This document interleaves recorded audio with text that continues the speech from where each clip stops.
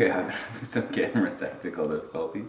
Apparently, I had no idea how this thing works, so I did a whole intro and that got missed while the water was boiling. So we're gonna kind of skip that, but I guess I can quickly do it while I start pouring this. So, good morning. I'm Mr. Fox, and this is Morning Coffee with Mr. Fox. We're having a Maru AA bean from Kenya. Oh, my cat freaks out over there. Yesterday I kind of screwed up and totally forgot to start the timer, and my weighing scale went off, so it was a bit of a mess. So this morning, got the timer ready. I'm gonna freshly turn on my scale, so hopefully it doesn't time out while I'm in the middle of this. So let's start that now. On. My cat's really like needy, so he's freaking out because I'm talking to nobody. Buddy, it's okay. So we got 50 grams, start the timer.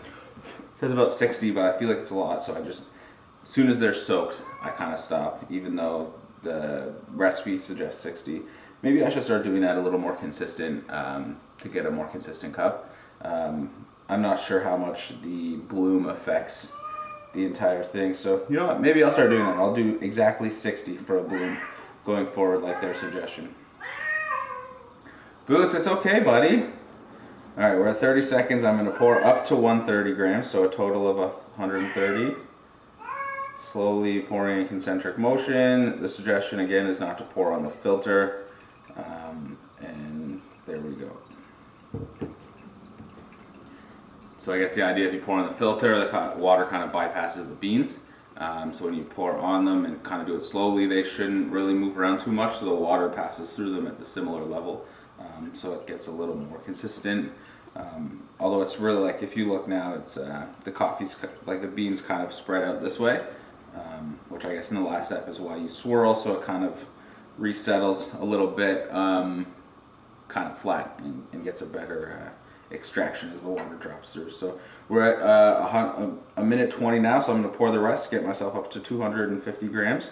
Hopefully my timer hasn't turned, or my scale hasn't turned off this morning, which is good news.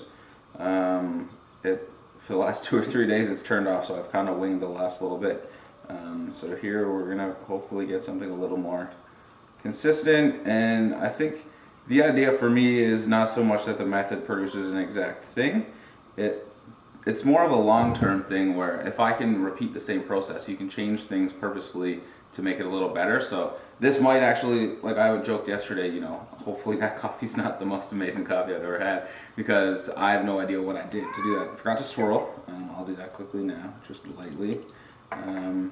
Also, I was doing research yesterday, swirl, no swirl. You know, there's like a ton of different ways, and I think, again, the main idea is to tweak it ever so slightly to slowly bring out the flavors that you might like or not like, or just to get a more full body cup of coffee, because sometimes it goes under extracted, which isn't going to be good. It might be good, but in general it's not going to be ideal. Or over extraction gets too bitter, again, not going to be very good. Hey buddy, I know that I'm talking and it's bothering you, but you got fed, you know, there's lots of places to nap. Come here then. Come here. This guy's nuts. Let's see if he'll take a treat. Come on. Okay, come here. All right. Stop freaking out. Eat this. Jeez, Daddy's on a video call, or making a video. Video calls are at work. Cookie? Okay, you can have some too. Okay, one more for you.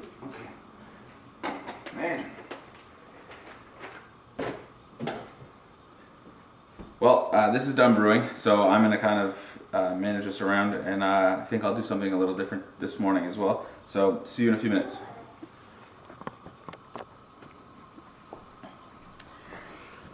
All right, so coffee's cooled down a little bit. I can, you know, enjoy some, have some. So again, I mentioned this was the Kenya Maru AA. One second, I'll bring up again. Or I guess not again for you guys. Like I mentioned, I kind of did a whole intro while the water was brewing, hoping to sort of facilitate that. But I don't know. Somehow I was on camera mode, but yet took a picture, which was a little strange on my phone, or sorry, on the camera here. So, all All right, so the Muru is produced by Muru FCS Cooperative. It's done in Embu, Kenya. It's washed fermented for 16 to 24 days, or I guess washed then fermented for 16 to 24 days, dried for 21 days, and then this was harvested October 2019 to January 2020. Yeah, so I think from my understanding, the beans come from Kenya directly, and then Subtext Roasters actually roasts it, and they do small batches. So this was probably roasted the same week that I received it, maybe 2-3 weeks ago. It's kind of a neat little thing. Subtext, Subtext. Friend of mine, we enjoy coffee together, and he orders from them all the time. And so I'm going to start doing that a little more often as well. So the tasting notes is that this one is red currant, lime, cherry, dark plum pastry. So that dark plum pastry part kind of puts it in a bit of a sweetness that I think I might like. I'm kind of, I got a bit of a sweet tooth. I like coffees that talk about chocolate, like nuts, and things like that. But again, coffee's, it's not like the whole thing tastes like cherry or whatever. It's just got these hints, so it is nice to try different things, despite the fact that it's maybe not my favorite, but it's still just coffee at the end of the day. But it can be a little bit like wine, not so much diversity necessarily, but it is similar, right? It has these different tasting notes. Like a red is a red, but yet Pinot Noir versus a whatever, it's going to be very different. So anyways, without further ado, I'm going to have some, see how it is.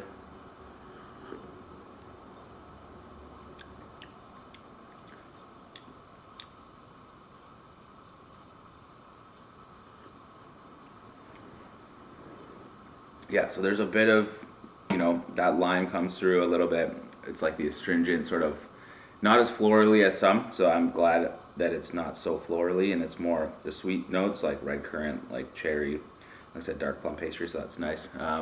Sometimes it gets really florally and like hoppy, or not hoppy, but that's what I think of when I think about beer. Not my most favorite flavor, so this is nice. I kind of do my best to make it slightly more bitter, so I think over extracting it a little bit to pull out more bitterness, to cut down on like the astringency and acidity. That's just my own personal preference. So like I said, with this I grind it to maybe medium fine, despite the fact that it probably should be more with like coarse, and I think my the shape of my pour over kind of dictates it. The ones that are more cone shaped will kind of stop the water from going through as fast, so thicker or coarser grind can be better because the water will sit longer, whereas mine's a little wider at the bottom, so there's less, like the beans aren't as tall, so the water has less like space to go through, so it goes through a little faster. So I think also the finer grind on that makes more sense. Or ideally, I guess I could do more beans and more water, but I don't really want much more than a cup,